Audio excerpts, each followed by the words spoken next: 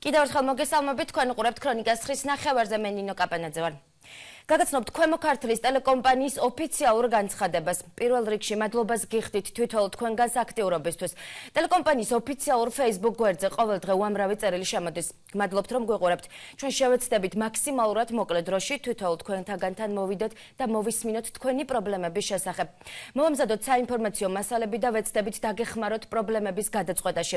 გვინდა განვაცხადოთ, რომ თემები, რომლებიც ჩუქდება ჩვენს არხზე, მათ შორის ლომოურის ქუჩის პრობლემა, შარტავას გამზირზე მიმდინარე მშენებლობა, სოციალურად დაუცველი მოსახლეობის პრობლემები, ინფრასტრუქტურული საკითხები, მოსახლეობის ინტერესების გათვალისწინებით მზადდება.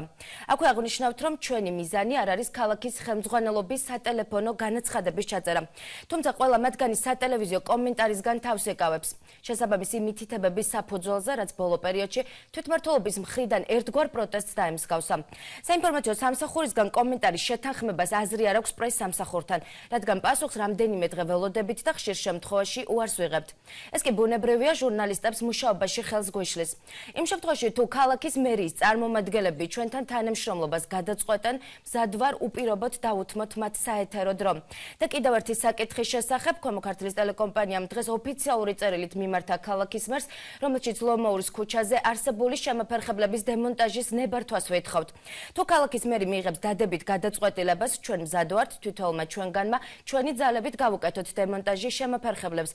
აქციაში ტელეკომპანიის ყველა თანამშრომელი ჩაერთვება. დადებითი პასუხის შემთხვევაში ჩვენ გაცნობებთ აქციის ჩატარების თარიღს და მოგიწოდებთ თვითონ თქვენგან ჩაერთოთ აქციაში.